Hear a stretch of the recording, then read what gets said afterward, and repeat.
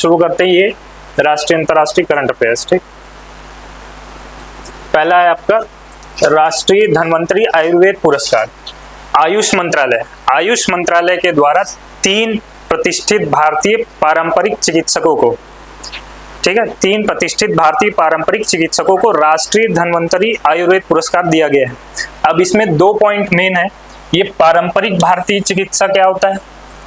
ठीक, पारंपरिक भारतीय चिकित्सा क्या होता है? जो कि ट्रेडिशनली मेडिसिनल प्रैक्टिस जो चल रही है पीढ़ी दर पीढ़ी, अनुभव और ज्ञान के आधार पर, जो आयुर्वेद और या फिर और भी कोई पारंपरिक चिकित्सा है उसका प्रदान, मतलब पीढ़ी दर पीढ़ी हमको मिलता जा रहा है ज्ञान, उससे जो चिकित्सा की जाती है वो कहलाती है पारंपरिक चिकित्सा। जैसे कि आयुर्वेद है या फिर सिद्ध शैली है। उत्तर भारत में जो आयुर्वेद है वो होता है आयुर्वेद, बोला जाता है आयुर्वेद। जो दक्षिण भारत में आयुर्वेद है उसको बोला जाता है सिद्ध शैली।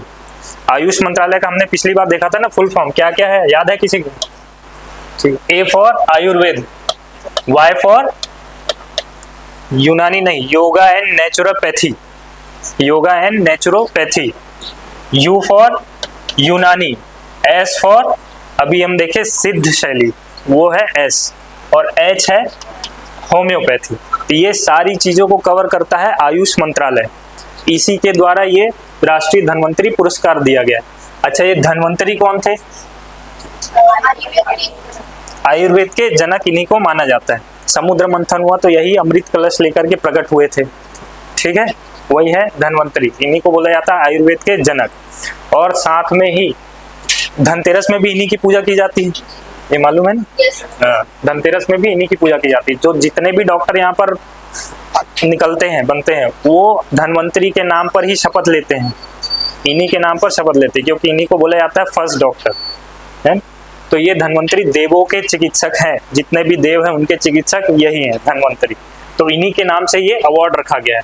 तो 3 प्रतिष्ठित भारतीय चिकित्सकों को ये राष्ट्रीय धन्वंतरी आयुर्वेद पुरस्कार दिया गया है। और इसके पुरस्कार के स्वरूप प्रशस्ति पत्र दिया जाता है, एक ट्रॉफी दी जाती है इनकी प्रतिमा वाली, और 5 लाख रुपए नगद देते हैं।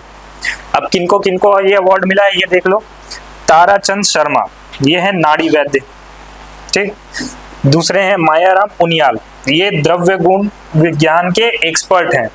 अब ये द्रव्य गुण विज्ञान क्या है? ये आयुर्वेद का एक सब्जेक्ट है जिसमें आपको स्वास्थ्य के लिए, पोषण के लिए, किस प्रकार का पोषण हो कि आपका स्वास्थ्य मजबूत रहे, हेल्दी लाइफ रहे, या फिर बीमारियों से बचाव के लिए, अपनी प्रतिरोधक क्षमता डेवलप करने के लिए किस प्रकार की औषधि लेनी चाहिए, कितनी मात्रा में आप लोगे तो ठीक रहेगा, किसी औषधि का आपके शरीर पर कैसा प्रभाव पड़ेगा, ये सारी चीजों का अध्ययन इस सब्जेक्ट में किया जाता है, द्रव्य गुण विज्ञान, उसके ये एक्सपर्ट हैं। तीसरे हैं समीर गोविंद जमदग्नि, ये विश्व आयुर्वेद प्रबोधिनी के संस्थापक है। ये एक संस्था है जो कि पूरे देश में फैली हुई है और आयुर्वेद के माध्यम से लोगों की सेवा कर रही है, ठीक। तो ये तीनों को ये आयुर्वेद पुरस्कार, धन्वंतरी आयुर्वेद पुरस्कार दिया गया है। फिर से बोलो, आयुष मंत्रालय, full form A for Y for U for S for H for, कितने को अवार्ड मिला? 3।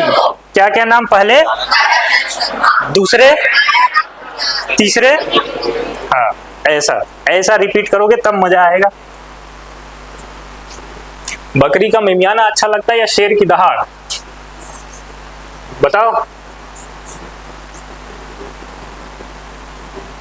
बताओ। शेर की दहाड़। हाँ, तो वैसे ही दहाड़ना है, ठीक है। अब देखते हैं यूके का मानद नाइटहुड पुरस्कार। भारत का सर्वोच्च नागरिक पुरस्कार क्या है, किसी को मालूम है? Bharat Ratna. Second highest civilian order Padma Vibhushan, तीसरा पद्म भूषण, चौथा पद्म श्री, ठीक।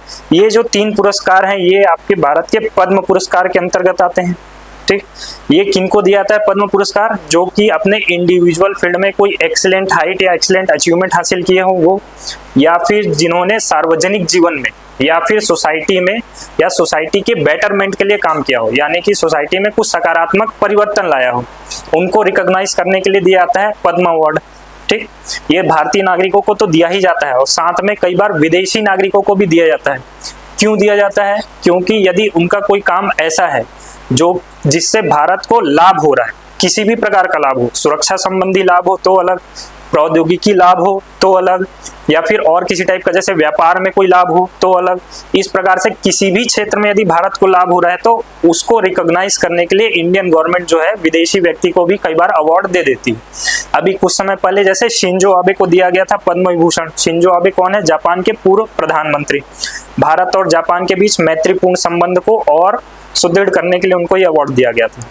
अब जैसे भारत में ये सिविलियन ऑनर होते हैं, वैसे ही विदेशों में भी उनके अपनी अपनी सरकार के सिविलियन ऑनर होते हैं।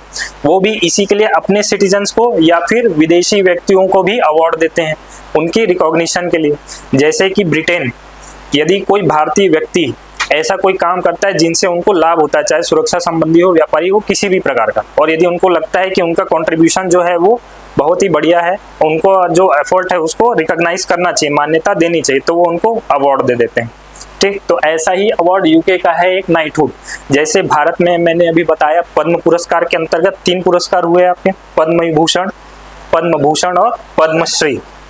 वैसा ही ब्रिटेन का अपना सिविलियन ऑनर है जिसको बोला जाता है Order of British Empire. Order of British Empire. Padmashri के अंतर्गत कितने पुरस्कार देखे हमने? पद्म के पुरस्कार के अंतर्गत 3, पद्मश्री, पद्म भूषण और पद्म विभूषण। तो ये जो ऑर्डर ऑफ ब्रिटिश एम्पायर जो कि यूके का है, उसके अंतर्गत 5 पुरस्कार होते हैं। जैसे पद्म पुरस्कार के अंतर्गत 3 है हमारे यहाँ, वैसे उनके यहाँ ऑर्डर ऑफ ब्रिटिश एम्पायर के अंतर्गत 5 पुरस्कार हैं। आप इनका केवल शॉर्ट फॉर्म देख लो क्योंकि बहुत लंबा चौड़ा नाम है उनका। पहला सबसे ऊपर जो आता है वो आता है GBE, ये शॉर्ट फॉर्म है, ठीक है ना। Grand cross of the most excellent order of British empire, ऐसा इसका नाम है, grand cross of the most excellent order of British empire, that is called GBE। दूसरा है KBE या फिर इसी को बोला जाता है DBE, KBE या DBE। जैसे इंग्लिश में कोई पुरुष है मेल, उसको बोलते हैं ही, कोई फीमेल है उसको बोलेंगे शी। तो ये KBE, इसमें 2 टर्म है, एक है K for night, KNIGHT, night. ये जब किसी मेल व्यक्ति को पुरस्कार दिया जाता है तो उसे बोला जाता है नाइट, और यदि किसी फीमेल को पुरस्कार दिया जाता है ये, तो उसे कहा जाता है डेम। ये क्लियर है ना। पुरुषों को दिया जाएगा तो बोला जाएगा नाइट, महिलाओं को दिया जाएगा तो बोला जाएगा डेम। ठीक, तो पहला पुरस्कार हो गया grand cross of the most excellent order of British empire. दूसरा हो जाता है knight commander of the most excellent order of the British empire, या फिर फीमेल को दिया जाएगा तो dame commander of the most excellent order of British empire. ठीक, KBE या DBE। तीसरा जो होता है वो होता है CBE, commander of most excellent order of British empire. चौथा हो जाता है OBE, officer of most excellent order of British empire. और 5वां हो जाता है आपका MBE मतलब member of the most excellent order of British empire. ये 5 पुरस्कार जो है यूके की तरफ से दिए जाते हैं अपने नागरिकों को या फिर विदेशी नागरिकों को। जैसे हमारे यहाँ पद्म पुरस्कार, वैसे ही उनके यहाँ ऑर्डर ऑफ ब्रिटिश एम्पायर, जिसके अंतर्गत ये 5। इन 5 में आप देखो ये जो दूसरा नंबर है ना KBE या DBE, इन पुरस्कार से इन दोनों व्यक्तियों को सम्मानित किया गया है। समझ आ रहा है? जोर से बोलो। हाँ, तो ये जो दूसरे नंबर का पुरस्कार है ये इन 2 व्यक्तियों को इससे सम्मानित किया गया है। ये कौन कौन है? एक है नटराजन चंद्रशेखरन, ये है टाटा सन्स प्राइवेट लिमिटेड के चेयरमैन। दूसरे हैं सुनील भारती मित्तल, ये है भारती एयर इंटरप्राइजेस के चेयरमैन। इनसे क्या हुआ है, भारत और यूके के व्यापारिक संबंध बहुत मजबूत हुए हैं, क्योंकि ये दोनों क्या है आपके कंपनीज के डायरेक्टर है ना, निवेश वहां होगा, वहां जॉब्स डेवलप होंगी। इससे क्या होता है भारत यूके के बीच व्यापारिक संबंध और मजबूत हो रहे हैं। उसको मान्यता देने के लिए यूके द्वारा ये पुरस्कार knight commander of the most excellent order of British empire KBE से इन दोनों को सम्मानित किया गया है। ठीक है, दोनों को अलग अलग टाइम में सम्मानित किया गया है, फरवरी माह में ही, एक साथ नहीं। ठीक है, इतना क्लियर है? yes, हाँ, जैसे एक और एग्जांपल आपको इसमें देता हूँ। अभी बात चर्चा चल रही है कि एलन मस्क की कंपनी हो सकता है भारत में आए टेस्ला। यदि टेस्ला यहाँ आती है, हो सकता है 3-4 मैन्युफैक्चरिंग यूनिट उसने लगा दिए, मैन्युफैक्चरिंग हो रही है, इससे क्या होगी जॉब डेवलप होगी, लोअर लेवल भी और हायर लेवल भी। ड्राइवर गार्ड से लेकर के डायरेक्टर CEO तक की यहाँ जॉब डेवलप होंगी। फिर हो सकता है ट्रेनिंग वगैरह के लिए यहाँ से भारत से कुछ लोग उठ करके विदेश भी जाएं, अमेरिका वगैरह।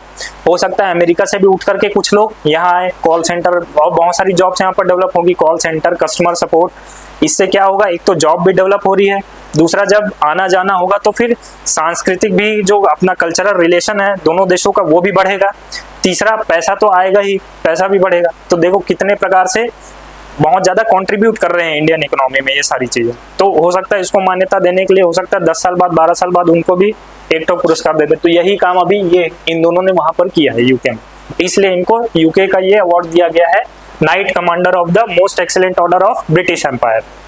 ठीक है, समझ आ रहा है? हाँ, जोर से बोलो। हाँ, ये अवार्ड किस लिए दिया गया? यूके भारत व्यापारिक संबंधों में या फिर उनको संबंधों को मजबूत करने के उनके योगदान के लिए। ठीक है, इतना क्लियर है ना? हाँ, आगे बढ़े। और जोर से बोलो। और जोर से। हाँ, अगला देखते हैं ग्रैमी अवार्ड।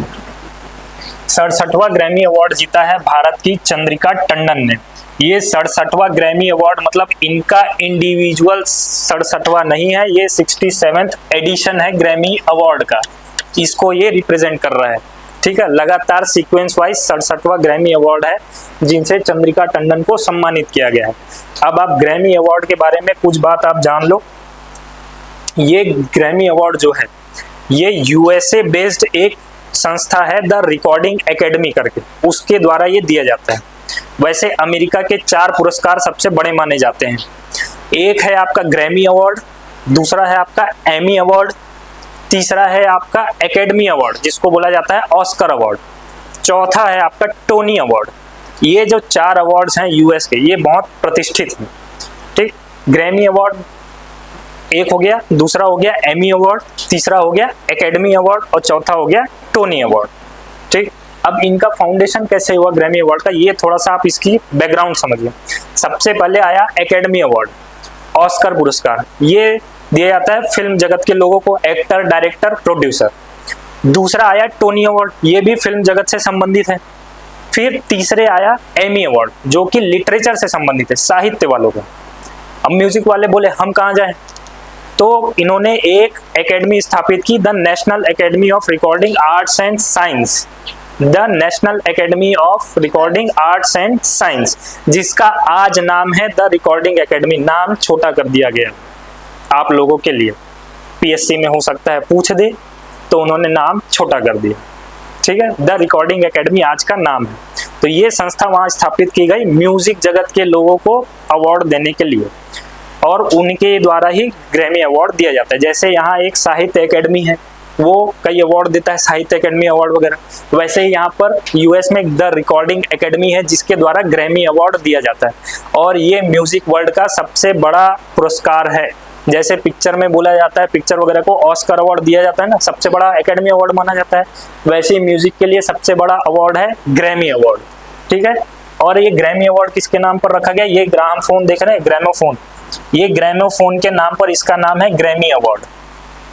ठीक है, पुराने जमाने में म्यूजिक प्ले होता था ना, इतनी बड़ी लूप सीडी टाइप आती थी, उसको लगाते थे, उससे ये बजता था, तो उसके नाम पर ये है ग्रैमी अवार्ड। इतना समझ में आया? Yes sir. हाँ, ठीक। तो ये ग्रैमी अवार्ड। अब म्यूजिक के भी कई टाइप के कैटेगरीज होते हैं, जैसे आपका हो गया फोक म्यूजिक अलग होगा, क्लासिकल म्यूजिक अलग होगा, रॉक म्यूजिक अलग होगा, पॉप म्यूजिक अलग होगा, जैज म्यूजिक अलग होगा। इस टाइप के कई म्यूजिक होते हैं। हर म्यूजिक में हर टाइप का एक म्यूजिक है। जैसे खेल अलग अलग होते हैं ना, क्रिकेट अलग है, हॉकी अलग है, फुटबॉल अलग है, परंतु वो खेल के अंतर्गत आते हैं। वैसे ही म्यूजिक के अलग अलग अपनी अपनी विधाएं हैं जो कि म्यूजिक के अंतर्गत आती है। तो हर म्यूजिक के लिए अलग अलग कैटेगरीज में अवार्ड दिया जाता है। 50 से ज्यादा कैटेगरी में ग्रैमी अवार्ड दिया जाता है। ठीक है, कोई एक सिंगल अवार्ड नहीं है, ये 50 से ज्यादा कैटेगरी होती है। जैसे आप ऑस्कर अवार्ड भी देखोगे तो बेस्ट पिक्चर के लिए अलग है, बेस्ट मोशन ड्रामा के लिए अलग है, बेस्ट एक्टर के लिए अलग है, बेस्ट डायरेक्टर के लिए अलग है। सब अलग अपनी अपनी अलग अलग कैटेगरी है। वैसे ही म्यूजिक की अपनी अलग अलग कैटेगरी है। 50 से ज्यादा कैटेगरीज हैं, तो उसमें से ही कोई एक category the new age album, इस कैटेगरी का नाम है। मैं आपको जानकारी के लिए बता रहा हूँ, पूछेगा नहीं। ठीक, द न्यू एज एल्बम ऐसे करके एक कैटेगरी है, उनमें उस कैटेगरी के लिए इन चंद्रिका टंडन को अवार्ड दिया गया है, ग्रैमी अवार्ड।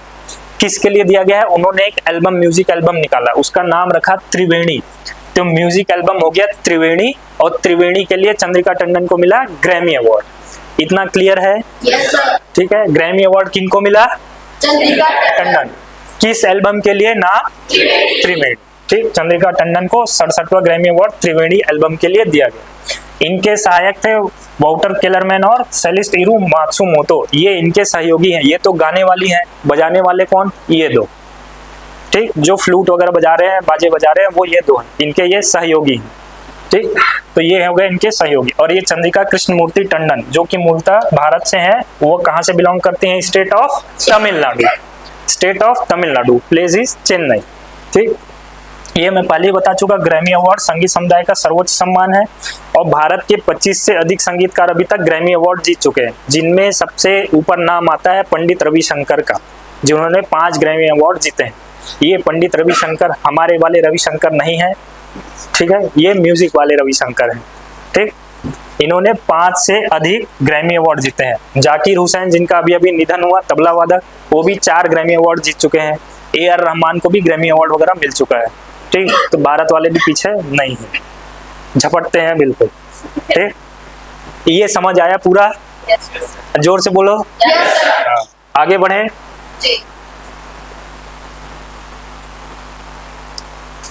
अब देखते हैं भारत का पहला हाइपरलूप टेस्ट ट्रैक। आपने कभी अमावस की काली घनी रात में सफेद पोशाक पहने किसी चुड़ैल को बाल खोलकर झूमते हुए देखा है? देखना चाहते हो? देखना चाहते हो? कैसा लगेगा देखोगे तो?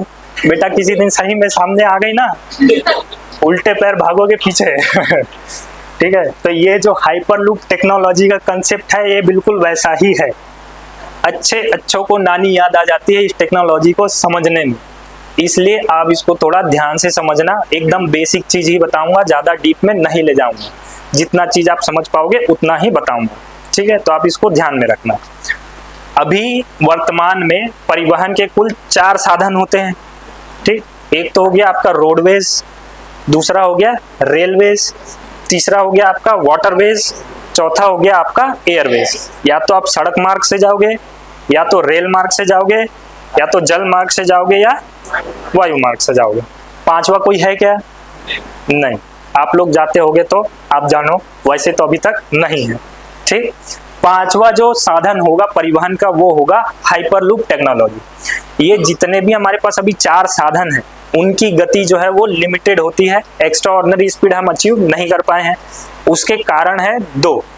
एक है आपका फ्रिक्शन, फ्रिक्शन यानी कि घर्षण, जिसको हिंदी में बोला जाता है। ठीक, एक है आपका फ्रिक्शन, फ्रिक्शन यानी घर्षण जिसको बोलते हैं, और दूसरा है एयर रेजिस्टेंस, या फिर इसको बोल देते हैं एयर ड्रैग। हिंदी में क्या है ये? वायु प्रतिरोध। ठीक, फ्रिक्शन और दूसरा एयर रेजिस्टेंस, यही 2 है जो कि स्पीड को हमारी कम कर देते हैं। घर्षण कहाँ लगता है? मोशन के अपोजिट डायरेक्शन में। आप आगे बढ़ोगे फ्रिक्शन पीछे लगेगा, आप आगे बढ़ोगे वो आपको पीछे खींचेगा। जस्ट लाइक सोसाइटी, है ना? आप आगे बढ़ते हो, सोसाइटी आपको पीछे खींचती है।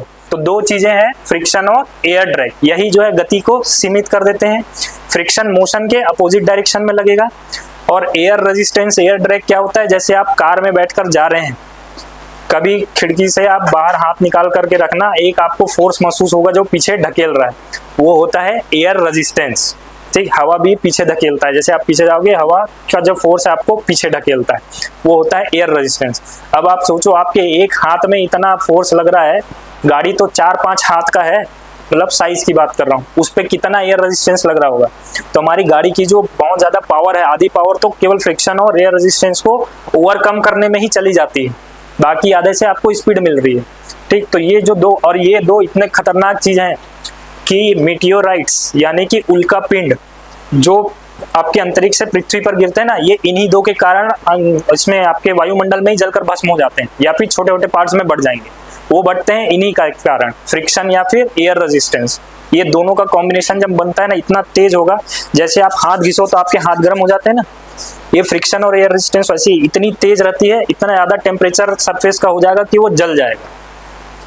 ठीक है, ये दो चीजें जो है इसीलिए स्पीड को बहुत ज्यादा लिमिटेड कर देती है। आप स्पीड तो बढ़ा देंगे पर आपका मटेरियल ही ऐसा नहीं है कि वो टेम्परेचर सस्टेन कर पाए और जल करके नमस्ते, है ना।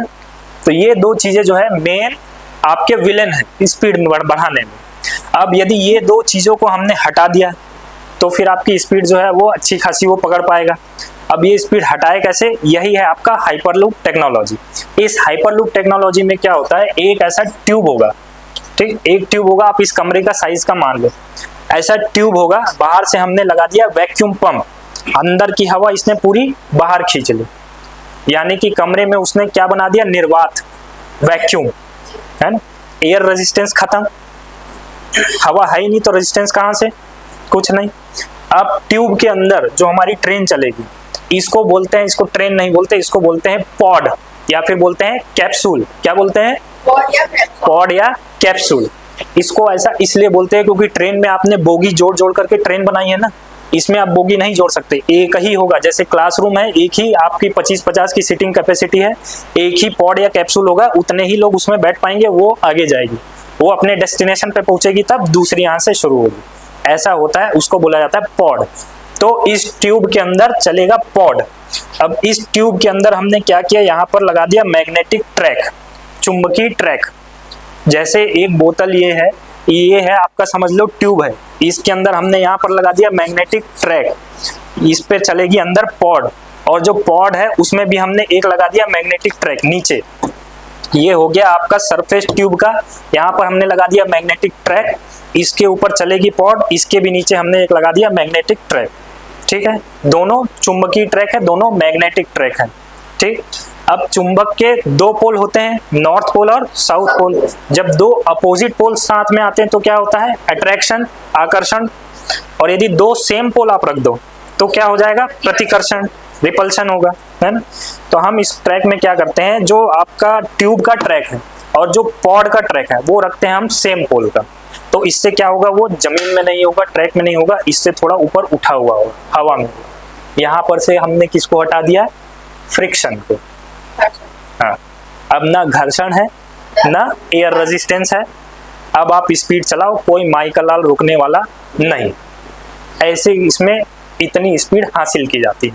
और इनकी स्पीड कितनी होगी, लगभग 1100 से 1200, 1300, 1500 किलोमीटर प्रति घंटे तक की स्पीड ये पकड़ सकता है। यानी कि यहाँ से आप यदि दिल्ली जाएं तो अभी के समय में लगता है 24 घंटा। यहाँ से 1200 किलोमीटर दूर है दिल्ली, उसको पहुंचने में लगते हैं 24 घंटे लगभग ट्रेन में। ये शुरू हो जाएगा तो आप 1 घंटे में पहुंच जाओगे, ठीक। ये है इसकी स्पीड कैपेसिटी, और यही है हाइपरलूप टेक्नोलॉजी। फ्रिक्शन और एयर रेजिस्टेंस को हमने पूरी तरीके से खत्म कर दिया, ऐसे इसकी स्पीड बढ़ती है।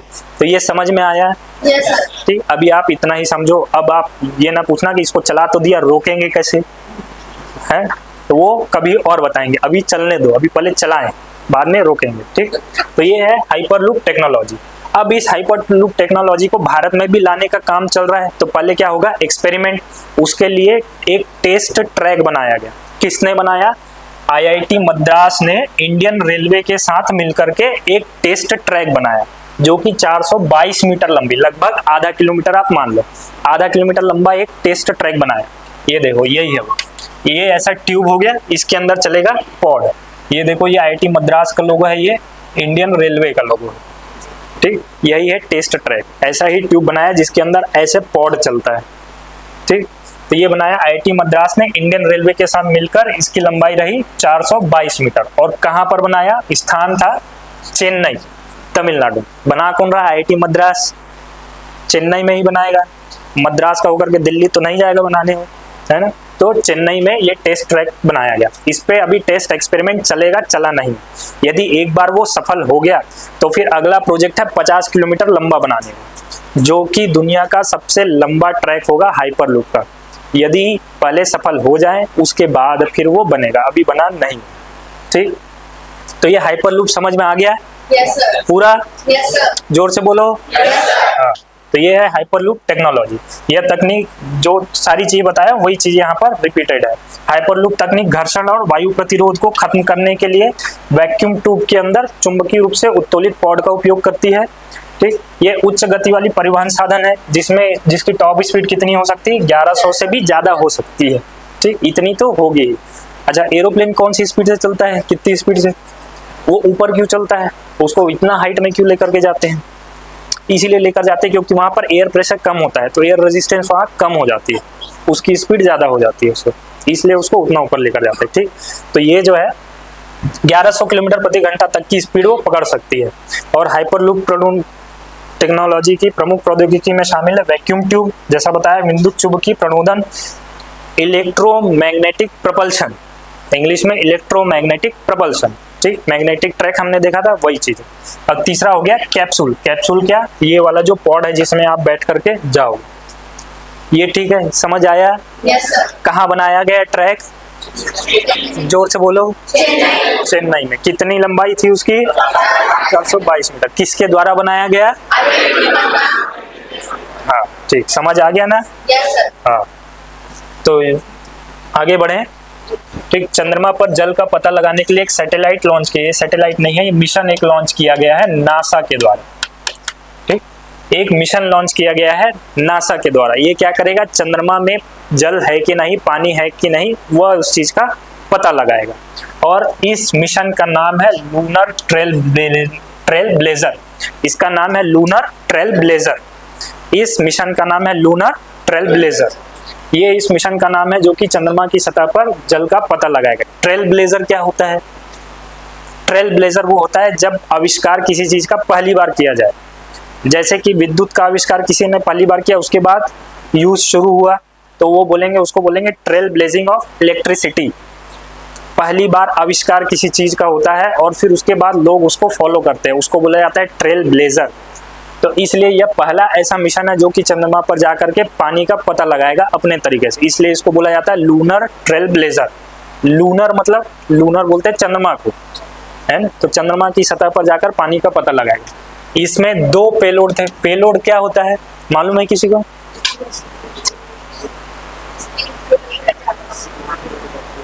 अब बताओ बताओ, बोलो। जो आपको इस आसत से पट्टी में रखा था। हाँ, और कोई जिसके अंदर, और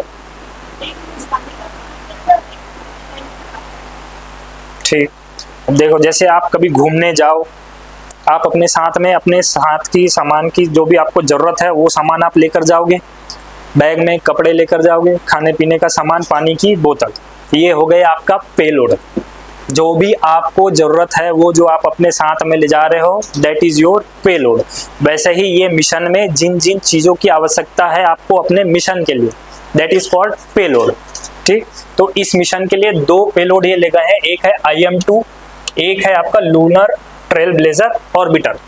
ये IM-2 क्या है, इंट्यूसिव मशीन है जो कि वहां पर जमीन को खोदेगी, चंद्रमा का पता लगाएगी कि अंदर पानी है या नहीं, वो है IM-2, जमीन खोदने के लिए। दूसरा है lunar trail blazer orbiter. Orbiter उसको बोलते हैं जो कि परिक्रमा लगाता है, चक्कर लगाता है।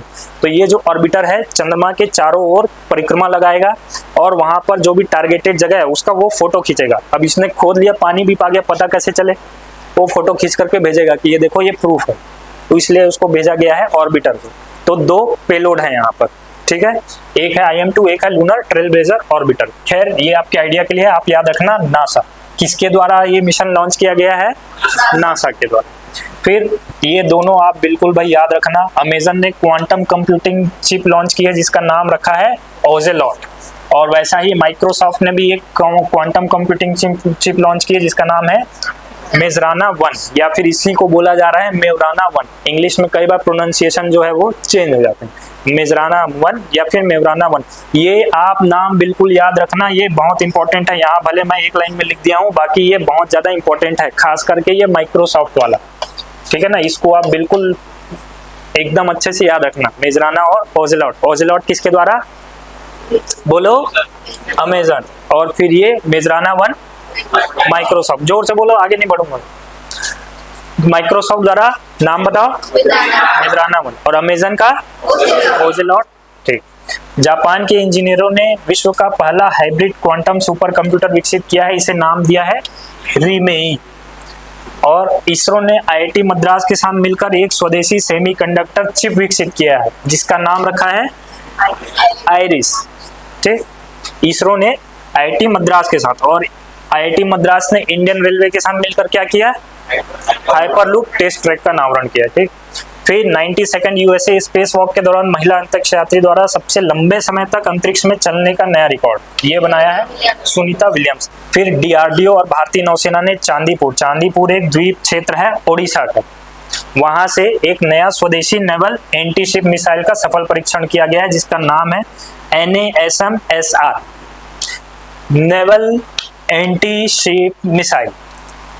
ठीक, नवल एंटी शिप मिसाइल। ये नवल एंटी शिप मिसाइल क्या है, एंटी शिप समझ में आ रहा है, जो जहाज को जाकर के ध्वस्त करेगा, हेलीकॉप्टर या फिर आपका जो भी लड़ाकू विमान बोल लो उसमें ये मिसाइल लेकर जाएंगे और जहाज को हिट करेंगे, जहाज खत्म, ध्वस्त और पानी के अंदर, दुश्मन तबाह। ठीक है, तो ये चीज है, ये मिसाइल एक नई परीक्षण की गई है NASM-SR डीआरडीओ द्वारा। फिर अपना पहला ड्रोन वाहक युद्धपोत शाहिद बाघेरी, ये नाम है ड्रोन वाहक का, जैसे कि एयरक्राफ्ट कैरियर होता है, एयरक्राफ्ट कैरियर आप जानते हो ना, तो वैसा ही अभी ड्रोन वाहक युद्धपोत वैसा ही कैरियर बनाया है, पर वो लड़ाकू विमान को नहीं रखेगा, वो रखेगा ड्रोन को। ठीक है, तो ऐसा ड्रोन वाहक युद्धपोत शाहिद बघेरी, ये उसका नाम है, शाहिद बघेरी का अनावरण किया गया किस देश के द्वारा, ईरान के द्वारा। फिर एरो इंडिया का 15वां संस्करण, एरो इंडिया शो होता है, यह आयोजित किया गया बेंगलुरु में, ये हर बार बेंगलुरु में ही आयोजित होता है, कोई नई बात इसमें नहीं, और ये इसका 15वां संस्करण है, ये हर 2 साल में होता है। ठीक, ये वार्षिक नहीं है, ये द्विवार्षिक है, हर 2 साल में ये एरो इंडिया शो जो है बेंगलुरु में आयोजित किया था। यहीं पर अभी डिफेंस एक्सपो भी लगाया गया था, जिसमें आप एक फोटो बहुत वायरल हुई थी बीच में कि अमेरिका का F-35 भी वहां पर है और रशिया का सुखोई 35 भी वहां पर है ना, तो ये फोटो अभी बहुत वायरल हुई थी, ये इसी की थी, एयर इंडिया शो की। ठीक है, ये क्लियर हो रहा है? Yes sir. मेरी आवाज आ रही है ना आखिरी तक वहां तक? हाँ ठीक, आगे बढ़े। जी सर। अब देखते हैं प्रमुख युद्धाभ्यास। जैसे इंडिया ऑस्ट्रेलिया अभी टेस्ट सीरीज मैच हुआ था कुछ समय पहले, उसका नाम क्या था, गावस्कर बॉर्डर ट्रॉफी, उस सीरीज का नाम दे दिया गया गावस्कर बॉर्डर ट्रॉफी। वैसे ही भारत जो है बहुत सारे देशों के साथ मिलिट्री एक्सरसाइज करता है, उसका एक परमानेंट नाम फिक्स कर दिया गया है। ऐसा नहीं है कि एक एक्सरसाइज आज किसी देश के साथ कर रहे हैं और उसी नाम का अगले साल किसी और देश के साथ कर ले, नहीं, सब देश के साथ अपना अपना मिलिट्री एक्सरसाइज का नाम फिक्स होता है। तो ये नाम आप जितना याद रख सको उतना याद कर लेना, वो 1 time investment full time return वाला चीज है। ठीक, तो ये डिफेंस एक्सरसाइज कौन कौन से हुए, और ये यहाँ पर एक्स स्टैंड फॉर एक्सरसाइज, ये आपका इतिहास वाला एक्स नहीं है ना, प्राचीन इतिहास में नहीं चलेगा, ये आपका एक्सरसाइज वाला। हाँ, अभी फरवरी महीना निकला है तो ये आपका एक्सरसाइज वाला है। ठीक, एक्सरसाइज एक्वेरिन, ये है भारतीय थल सेना और मालदीव राष्ट्रीय सुरक्षा बल, इनका संयुक्त सैन्य अभ्यास है। जैसे भारत सेना में कितने अंग होते हैं सेना के, 3, जल सेना, थल सेना और वायु सेना, तीनों के अपने अलग अलग मिलिट्री एक्सरसाइज होते हैं। ठीक, तो भारतीय थल सेना और मालदीव राष्ट्रीय सुरक्षा बल यानी कि मालदीव की थल सेना, इनका संयुक्त सैन्य अभ्यास हुआ, इसका था यह 13वां संस्करण, आयोजन हुआ मालदीव में 2 से 15 फरवरी तक।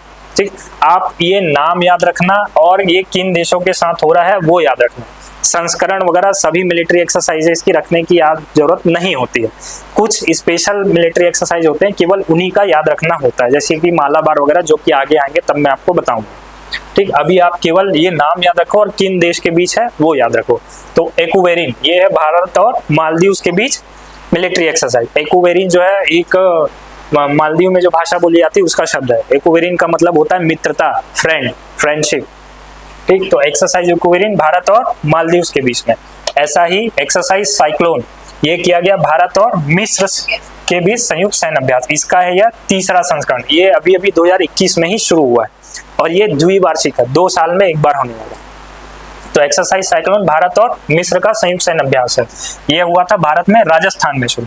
फिर एक्सरसाइज कोमोडो, ये एक्सरसाइज कमांडो नहीं है, ये एक्सरसाइज कोमोडो है, ये बहुपक्षीय नौसैनिक अभ्यास है, यानी कि बहुत सारे देश आपस में मिलकर के नौसेना अभ्यास किए, जल सेना वाला ये अभ्यास है। ठीक, ये आयोजित किया गया इंडोनेशिया में और ये इसका था 5वां संस्करण।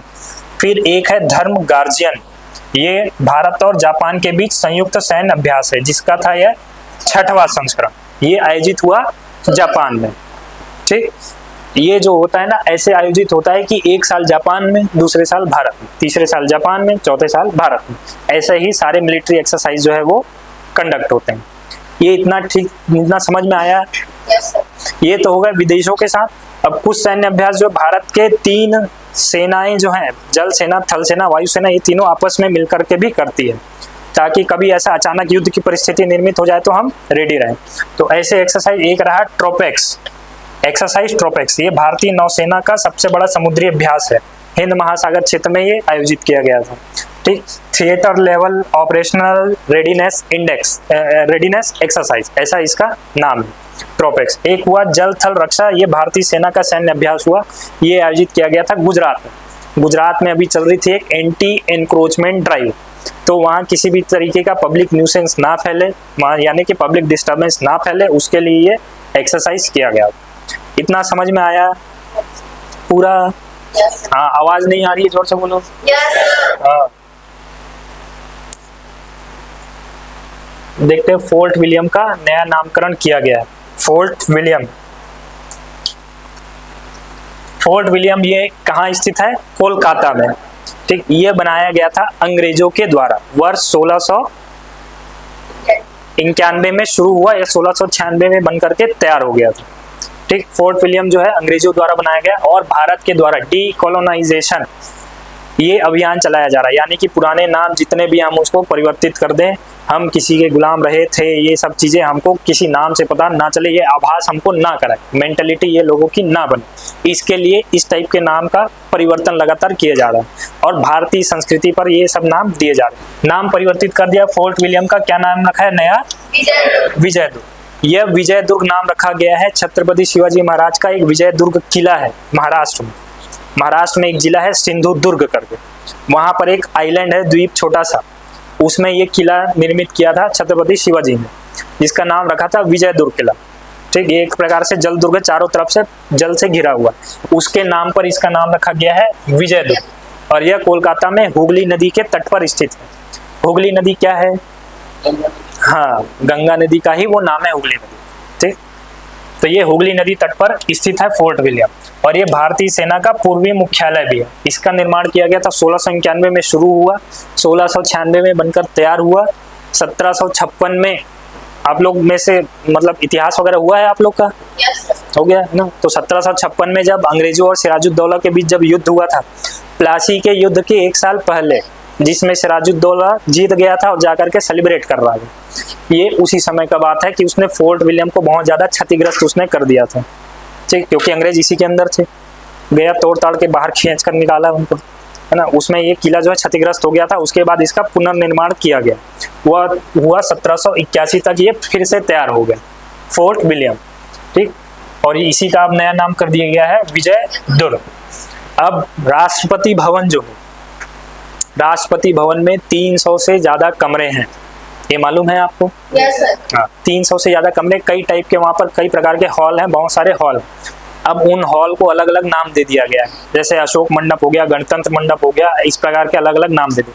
तो ऐसे किले भी जो है वो ऐसा तो नहीं है कि एक ही इतना लंबा चौड़ा आपने बना दिया और हो गया किला, इसमें अलग अलग हाउस होते हैं, मतलब अलग अलग जो है छोटे छोटे बनाए जाते हैं किले, एक इधर हो गया, एक इधर हो गया, एक इधर हो गया, ये सब पूरा कैंपस मिला करके एक फिर किला कहलाता है। तो इसमें भी इनको अलग अलग नाम दे दिया जाता है ना। तो ऐसे ही फोर्ट विलियम में एक हाउस था किचनर हाउस, उसका नाम था किचनर हाउस, उस किचनर हाउस का नाम बदल करके अब कर दिया गया है मोनेक्शॉ हाउस। ठीक, और इस फोर्ट विलियम में टोटल गेट हैं 7। एक गेट है साउथ गेट, जिसका नाम था पहले सेंट जॉर्ज गेट, उसका अब नाम बदल कर दिया गया है छत्रपति शिवाजी गेट। ठीक, तो इतना चीज आप याद रखना। फोर्ट विलियम का नया नाम विजयदुर्ग, साउथ गेट दक्षिण गेट का नया नाम छत्रपति शिवाजी गेट, और किचनर हाउस का नया नाम मोनेक्शॉ हाउस। ठीक, ये जो फोर्ट विलियम है ना, वो ऐसा स्टार शेप में है, ऐसा स्टार शेप में ऐसा बना हुआ है। आप इसका टॉप व्यू देखोगे तो स्टार व्यू आता है। ठीक है, 6 दरवाजे निकलेंगे, 6 हुए ना ये, सातवां कहाँ गया? सातवां इधर हुगली नदी के तट पर स्थित है, तो पानी के लिए एक सातवां गेट निकला। ये क्लियर हुआ इतना? Yes, sir. अब आते हैं खेल पर। तो बीसीसीआई द्वारा कई पुरस्कार दिए जाते हैं, ठीक। बीसीसीआई द्वारा कई पुरस्कार हमारे यहाँ की खेल जगत के लोगों को दिया गया, क्रिकेट खेलने वालों को। कौन कौन से पुरस्कार हैं ये देखते हैं। पहला तो है BCCI life time achievement award, इसी को बोला जाता है कर्नल सीके नायडू अवार्ड। ये दिया गया सचिन तेंदुलकर को। अब ये कर्नल सीके नायडू कौन है? ये है भारतीय टेस्ट क्रिकेट टीम के पहले कप्तान, the first captain of Indian test cricket team, ठीक। कर्नल सीके नायडू, उनके नाम पर ये लाइफ टाइम अचीवमेंट अवार्ड दिया जाता है। यह दिया गया सचिन तेंदुलकर को। फिर सर्वश्रेष्ठ अंतरराष्ट्रीय क्रिकेटर, इसको बोला जाता है पॉली उमरीगर पुरस्कार। ये पॉली उमरीगर कौन है? जिन्होंने भारत की तरफ से टेस्ट क्रिकेट में पहली डबल सेंचुरी लगाई थी। He scored the first double century in test cricket for Indian team. भारतीय टेस्ट क्रिकेट टीम के लिए पहली डबल सेंचुरी इन्होंने लगाई थी, पॉली उमरीगर। इनके नाम से पुरस्कार दिया जाता है सर्वश्रेष्ठ अंतरराष्ट्रीय पुरस्कार। यह मेल कैटेगरी फीमेल कैटेगरी दोनों के लिए दिया जाता है। मेल कैटेगरी के लिए इस बार दिया गया जसप्रीत बुमराह, और फीमेल कैटेगरी के लिए स्मृति मंधाना, ठीक। फिर हुआ सर्वश्रेष्ठ अंतरराष्ट्रीय पदार्पण, यानी कि आपका डेब्यू के लिए सर्वश्रेष्ठ डेब्यू। मेल कैटेगरी के लिए दिया गया सरफराज खान, और फीमेल कैटेगरी के लिए आशा शोभना। फिर एक बीसीसीआई विशेष पुरस्कार दिया गया किनको? रविचंद्रन अश्विन, इन्होंने ही अभी रिटायरमेंट लिया है ना, तो एक विशेष पुरस्कार इनको दिया गया। फिर घरेलू क्रिकेट में सर्वश्रेष्ठ अंपायर के लिए किनको दिया गया? अक्षय टोटरे, ठीक। और भी कई पुरस्कार हैं, बाकी ये मेन आप इनको याद रखना। वैसे तो रन के लिए, विकेट के लिए, फील्डिंग के लिए बहुत सारे अवार्ड हैं, ठीक। तो ये जो है ये आपके मेन है, इनको आप बिल्कुल याद रखना, बीसीसीआई पुरस्कार, ठीक। फिर एक BBC sports women of the year, ये बीबीसी है, बीसीसीआई नहीं है, बीसीसीआई ये है और ये है बीबीसी। बीबीसी द्वारा sports women of the year award की घोषणा की गई। ये वुमेन्स को ही दिया जाता है, मेंस के लिए नहीं, ठीक है। झंडा पकड़कर आंदोलन करेंगे, हमको क्यों नहीं दिया जा रहा, ठीक। तो BBC sports women of the year award, ये वुमेन्स को ही अलग अलग कैटेगरीज के लिए दिया जाता है, तो ठीक। BBC Indian sports women of the year award से किसको सम्मानित किया गया इस बार? मनु भाकर। ये जो है अभी ओलंपिक में पिछले साल 2 पदक जीत करके आई थी, इसके लिए BBC Indian sports women of the year award से सम्मानित किया गया। फिर पैरा स्पोर्ट्स वुमेन, यानी कि पैरा स्पोर्ट्स तो आप समझते हो ना, जो दिव्यांग है उनके स्पोर्ट्स, उनके लिए para sports women of the year award से सम्मानित किया गया अवनी लेखरा को। ये भी 2 मेडल जीत कर आई पिछले साल पैरा ओलंपिक्स में, है ना। फिर BBC Indian emerging player of the year award, इनसे सम्मानित किया गया शीतल देवी को। इनका भी आपने फोटो वगैरह देखा होगा या फिर वीडियो वगैरह देखा होगा, इनके हाथ नहीं है पर पैर से ये आर्चरी शूट करती है ना, ये है वो शीतल देवी। फिर BBC Indian life time achievement award, ये दिया गया मिताली राज क्रिकेटर, उनको दिया गया life time achievement award BBC sportsman of the sports women of the year का। ये क्लियर है। बीसीसीआई, ये बीसीसीआई जो है ये भारतीय क्रिकेट मतलब जो कंट्रोल करता है उसकी रेगुलेटरी बॉडी है ये, ठीक। और बीबीसी जो है ये ब्रिटेन की एक संस्था है, ब्रिटिश ब्रॉडकास्टिंग समथिंग सी का कमेटी वगैरह कुछ है, तो ये बीबीसी वहाँ का है, ठीक है। इतना आपको समझ में आया? Yes, sir. आगे बढ़े? Yes, sir. जोर से बोलो। Yes, sir. नेशनल गेम्स को देखते हैं। नेशनल गेम्स का तो बहुत सारा हम लोग पिछले वीडियो में मतलब पिछले अपने उसमें कवर कर लिए थे करंट अफेयर्स में। Yes, sir. नेशनल गेम्स इस बार थोड़ा सा 1-2 चीज अपन इसमें एक्स्ट्रा देखेंगे, ठीक। नेशनल गेम्स कहाँ आयोजित हुआ? उत्तराखंड। उत्तराखंड। कौन सा एडिशन था इसका? 38वां। इसका शुभंकर यानी कि मैस्कॉट क्या था? मौलिक। किससे प्रेरित? हिमालयन मोनाल, जो कि उत्तराखंड का राज्य पक्षी है, हिमालयन मोनाल। शुभंकर का नाम क्या रहा? मौलिक।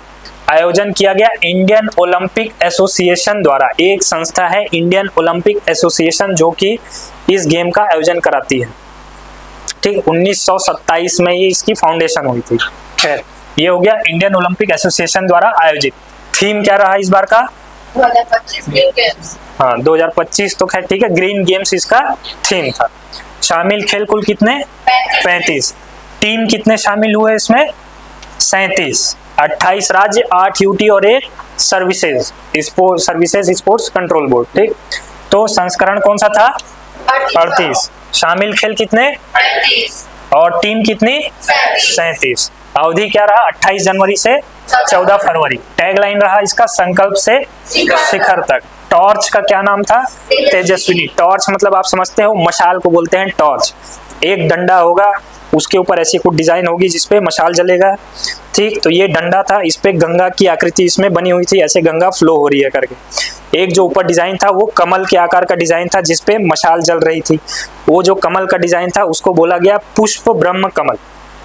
पुष्प यानी फूल और फूल का नाम ब्रह्म कमल। ब्रह्म कमल क्या होता है? व्हाइट लोटस, सफेद कमल। ये खिलता है साल भर में एक बार। इसको माना जाता है ब्रह्म देव का स्वरूप, इसलिए इसको नाम दिया गया पुष्प ब्रह्म कमल। ये डिजाइन था टॉर्च का, गंगा की आकृति भी थी उसमें और पुष्प ब्रह्म कमल की आकृति थी। ठीक, और कुल टीम तो बता ही चुका कितने थे? 37। 28 राज्य, 8 यूटी और 1 सर्विसेज। इस बार 2 नए खेल शामिल हुए, कौन कौन से? योगासन और मलखंभ। इतना समझ आया है? Yes sir. ठीक, मेडल टैली अपन देख चुके हैं। पिछली बार पहले स्थान पर रहा सर्विसेज, दूसरे पर महाराष्ट्र, तीसरे पे हरियाणा। और जो फर्स्ट पोजीशन पे रहता है मेडल टैली में, उसको एक ट्रॉफी दी जाती है, उसका नाम है राजा भालेंद्र सिंह ट्रॉफी। वो ट्रॉफी उनको दी जाती है। तो इस बार ये ट्रॉफी किनको दी गई? सर्विसेज को। और अगला संस्करण जो है 39वां, वो आयोजित होगा मेघालय में। पहले आयोजित होने वाला था छत्तीसगढ़ में, जोर शोर से तैयारी हो रही थी। बोले कि आप भविष्य में कभी और कर लेना, अगला गया मेघालय पे। बस, तो अगला जो संस्करण है वो होगा मेघालय। इतना क्लियर हुआ? Yes sir. अगला देखते हैं 23वां नेशनल पैरा एथलेटिक्स चैंपियनशिप। अभी अपन देखे नेशनल गेम्स, अभी हम लोग देख रहे थे नेशनल गेम्स, तो वैसा ही पैरा एथलेटिक्स यानी कि जो दिव्यांग है उनका स्पोर्ट्स आयोजित किया गया, जिसको नाम दिया गया पैरा एथलेटिक्स चैंपियनशिप। ये दिव्यांगों का नेशनल गेम है। ठीक, वो तो हुआ जो सामान्य लोग हैं उनका नेशनल गेम हो गया उत्तराखंड में, और जो दिव्यांग है उनका जो गेम हुआ आपका चेन्नई तमिलनाडु। इसको बोला गया पैरा एथलेटिक्स चैंपियनशिप। इसका एडिशन क्या था? 23वां edition national para athletics championship. ये आयोजित कहाँ हुआ? चेन्नई में। डेट 17 से 20 फरवरी। इसका शुभंकर था गजवीरन हाथी एक, ये है, यही है इसका शुभंकर मैस्कॉट। और इसमें मेडल टैली में पहला स्थान रहा हरियाणा का, कुल 49 गोल्ड मेडल के साथ 107 पदक। दूसरा स्थान रहा तमिलनाडु, तीसरा उत्तर प्रदेश, और हमर छत्तीसगढ़ 12वां नंबर पर। ठीक है, यस सर। जोर से बोलो। Yes sir. और जोर से। Yes sir. नहीं आ रही आवाज, जोर से बोलो। Yes sir. हाँ, अगला देखते हैं Asian winter games. Asian winter games अभी कुछ समय पहले, 2 साल पहले एशियन गेम्स हुआ था। भारत ने 100 से ज्यादा मेडल जीते थे। अब की बार भारत 100 पार, ऐसा कुछ नारा था उसका, है ना। तो एशियन गेम्स हुआ था, वो होता है, उसको बोला जाता है एशियन समर गेम्स या फिर समर एशियन गेम्स। ये जो है ये एशियन विंटर गेम्स है या विंटर एशियन गेम्स है। ये आयोजित हुआ इस बार हार्बिन, एक जगह है चाइना में, वहां पर ये आयोजित हुआ। ठीक है, विंटर गेम्स क्या होते हैं? बर्फ वाली जगहों पर आयोजित किए जाते हैं गेम। जैसे आप आइस हॉकी के नाम सुने होंगे, यस सर। है ना, वो स्कीइंग भी करते हैं, वो भी एक गेम होता है इसमें। तो ये सारे जो है आइस गेम्स उसमें होते हैं, जिसका नाम दिया जाता है एशियन विंटर गेम्स नाम दिया गया, जो आयोजित हुआ इस बार कहाँ? चाइना में। चाइना का जगह हुआ हार्बिन। ये कौन सा संस्करण था? 9वां। इसके शुभंकर थे बिनबिन और निनी, जो कि साइबेरियन टाइगर है। अब इसमें बताओ कौन बिनबिन है, कौन निनी है? ये कौन है? ये निनी है। ये क्यों, ऐसा क्या दिख रहा है आप में? अच्छा, चाइनीज नाम आप लोग बड़ा अच्छा पहचान लेते हो कि बिनबिन मेल का ही है और निनी फीमेल का ही है। क्यों बिनबिन नहीं हो सकता उसका नाम? तो फिर वो भी हो सकता है बिनबिन से। अच्छा, चलो ठीक है, इसी से पहचान लो। ये है बिनबिन और ये है निनी। तो बिनबिन लोग और निनी लोग, जोर से बोलना। कहाँ आयोजित हुआ ये? चाइना। जगह हार्बिन। एडिशन शुभंकर क्या क्या? नहीं, अवधि क्या रही? एकदम परफेक्ट डेट, वैलेंटाइन वीक। है ना। आखिरी तो पता है 7 फरवरी को क्या होता है, जो भी होता है ना, नहीं बोलना चाह रहे होगे बात अलग है, बाकी मनाते तो बराबर हो गए आप लोग, ठीक। तो ये 7 फरवरी से 14 फरवरी इसकी अवधि रही। इसका टैगलाइन क्या रहा, dream of winter love among Asia. कुल शामिल देश थे इसमें 34 और कुल खेल विधाएं थी 11। मेडल टैली पे नजर डालें तो फर्स्ट नंबर पे रहा चाइना 32 गोल्ड मेडल के साथ कुल 85 मेडल। दूसरे स्थान पर रहा दक्षिण कोरिया, तीसरे पर रहा जापान। आप ये क्रम याद रखना, मेडल बहुत ज्यादा याद रखने की जरूरत नहीं है, नहीं पूछता है इतना डिटेल में। मेडल टैली में फर्स्ट कौन रहा, चाइना, इतना आप याद रखना। और भारत की तरफ से 59 एथलीट गए थे और भारत दल को पदक मिला, ठीक है। पार्टिसिपेशन ही मैटर है यहाँ पर, धीरे धीरे सीखते हैं, हो सकता है बाद में कभी आ जाए, ठीक। तो भारत को इस बार इसमें कोई भी पदक नहीं मिला और अगला मेजबान जो होगा वो सऊदी अरब है। तो रेगिस्तान पर कराने वाला है विंटर गेम्स। अब वो कैसे कराएगा वही जाने, आर्टिफिशियल बनवाएगा वहां पर ये गेम्स होंगे, ठीक है।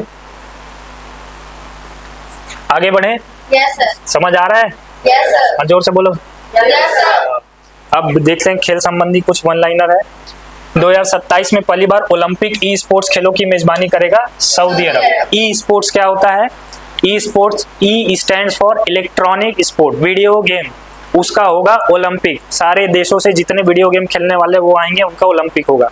वीडियो गेम आप लोगों ने खेले हैं, है ना, वो सेगा वगैरह मारियो वगैरह खेले होगा आपने, है ना। हाँ, तो वैसा ही एक ओलंपिक होगा, ई स्पोर्ट्स खेल होगा, जो कि आयोजित होगा सऊदी अरब में 2027 में।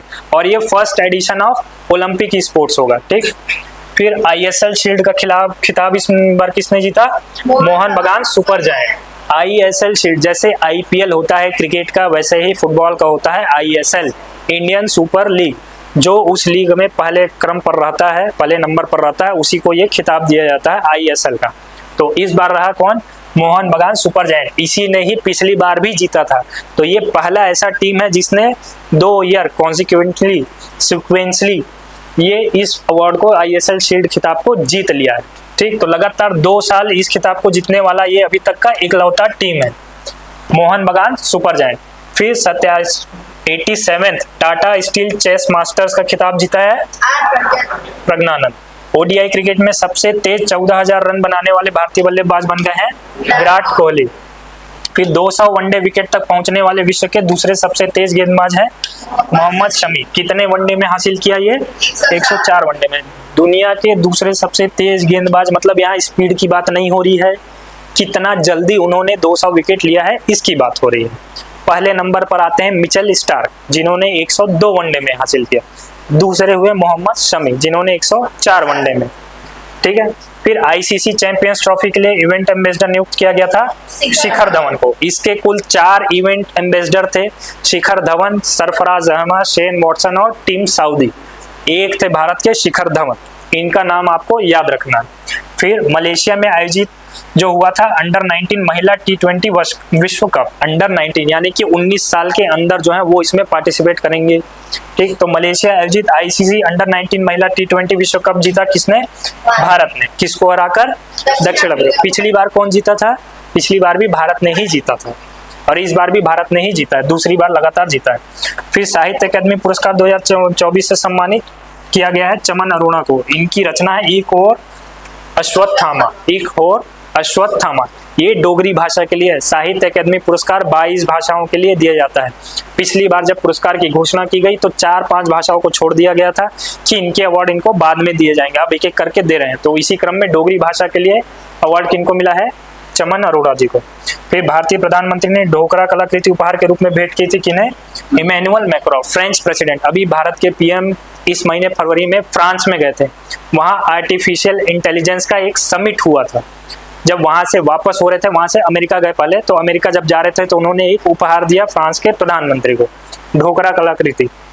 छत्तीसगढ़ की संस्कृति में आपने पढ़ा होगा, हाँ, तो उसका, हालांकि ये छत्तीसगढ़ का नहीं है पर फिर भी आप याद रख सकते हो, ढोकरा कलाकृति का उपहार। ये समझ आया इतना? Yes sir. अगला देखते हैं Ramsar convention. Ramsar convention Ramsar convention के अंतर्गत भारत के 4 और आर्द्र भूमियों को शामिल किया गया। Land area that is covered by water, ऐसा जमीन जिसके ऊपर जल सतह विद्यमान है परंतु इनकी हाइट लो टाइड के समय 6 मीटर से कम होनी चाहिए। Land area that is covered by water but whose depth should not be more than 6 metre in the time of low tide. Low tide के समय जिनकी हाइट 6 मीटर से अधिक नहीं होनी चाहिए, 6 मीटर से अधिक हुई वो वेटलैंड के अंदर नहीं आएगा, वो होते हैं वेटलैंड। यानी कि आप समझ लो जल और स्थल का ये मिला जुला रूप है। ये जो वेटलैंड होते हैं ना, इसमें जो सन रेज है, सूर्य का प्रकाश ये जमीन तक पहुंचता है, इसलिए वहां पर वेजिटेशन उगाते हैं, वो उससे बाहर भी आ जाते हैं जल से, है ना। तो ऐसा क्षेत्र जो है वो वेटलैंड, जल और स्थल का मिला जुला रूप, जहां पर प्राकृतिक वनस्पति भी आ जाते हैं, ये होता है आपका वेटलैंड या आर्द्र भूमि। ऐसे भारत में बहुत सारे आर्द्र भूमि हैं। अब हुआ क्या, 1960 के दशक में ये देखा गया कि पिछले 100 साल में 50% से ज्यादा जो वेटलैंड से आर्द्र भूमि है वो विलुप्त हो गए, एनक्रोचमेंट उनका हो गया, घर बना लिए, कॉम्प्लेक्सेस बना लिया, कुछ भी है। तो ऐसे वेटलैंड जो है पर्यावरण के संरक्षण में बहुत महत्वपूर्ण भूमिका निभाते हैं। तो सभी देशों ने ये सोचा कि हमको इन वेटलैंड्स को बचाना है, यदि हमको अपने पर्यावरण को बचाना होगा तो सारे देश जो बोले अब एक एक करके ये काम नहीं चल सकता है, सारे साथ में आए। तो सारे देश एक टेबल पे आए, मीटिंग रखी और यह मीटिंग हुई ईरान के एक शहर में जिसका नाम है रामसर। रामसर जगह में यह मीटिंग हुई, उसमें यह डिसाइड किया गया कि जी ऐसे वेटलैंड्स का संरक्षण किया जाए जो कि इंटरनेशनल इंपॉर्टेंस के हैं। और ये संरक्षण अब कैसे होगा, तो इन्होंने एक समझौता साइन किया, सभी ने एक ट्रीटी साइन की, जिसके अंतर्गत पहले तो कोई भी देश, किसी देश के अंतर्गत कोई वेटलैंड जो कि इंटरनेशनल इंपॉर्टेंस का है उसको चिन्हित किया जाएगा। फिर दूसरा, उस देश के द्वारा उसको संरक्षित किया जाएगा, और यदि उस देश को संरक्षित करने में किसी प्रकार की परेशानी हो रही है, उनको फंड कम है या टेक्नोलॉजीज की जरूरत है, तो ये जो अंतरराष्ट्रीय इनकी संस्था बनी है वो उनको मदद देगी, चाहे फंड हो, टेक्नोलॉजी अवेलेबल कराएगी, एक्सपर्ट गाइडेंस देगी। इस प्रकार के तरीके से वेटलैंड्स को संरक्षित किया जाएगा। तो ऐसे वेटलैंड जो कि अंतरराष्ट्रीय महत्व के हैं, जिनको चिन्हित किया जाएगा, उनको नाम दे दिया गया रामसर स्थल। रामसर किस लिए, क्योंकि ये मीटिंग हुई थी ईरान के शहर रामसर में। ये समझ आया। जैसे कि वर्ल्ड हेरिटेज साइट है, भारत में ऐतिहासिक जगह बहुत सारी है, पर जो अंतरराष्ट्रीय महत्व की है उनको हमने चिन्हित कर दिया और नाम दे दिया गया ये वर्ल्ड हेरिटेज साइट है। वैसे ही वेटलैंड्स यहाँ पर बहुत सारी है, पर जो अंतरराष्ट्रीय महत्व की है उनको दे दिया गया नाम रामसर स्थल। ठीक, ये क्लियर हुआ। भारत में पहले थे 85 रामसर स्थल थे, अभी पिछले महीने 4 और जुड़ गए, तो अब टोटल हो गए 89, 89 टोटल भारत में रामसर स्थल की संख्या हो गई है। ये 4 कौन से नए हैं उनको देख लेते हैं। एक है सकारा कोतई पक्षी अभ्यारण्य, सकारा कोतई बर्ड सेंचुरी, जो कि स्थित है तमिलनाडु में। फिर दूसरा थेरथांगल पक्षी अभ्यारण्य, Therthangal bird sanctuary, that is also located in Tamil Nadu. फिर खेचे ओबली वेटलैंड सिक्किम, और फिर अगला है उधवा झील झारखंड। ये उधवा झील जो है कृष्ण के सखा उद्धव के नाम पर रखा गया है, उधवा झील। ठीक, ये दोनों जो है तमिलनाडु में है, गल्फ ऑफ मन्नार के पास। जो भारत और श्रीलंका के बीच आप छोटा सा जगह देखोगे, आधा है पाक बे और आधा है गल्फ ऑफ मन्नार, तो ये उसके पास ये दोनों वेटलैंड सिचुएटेड है।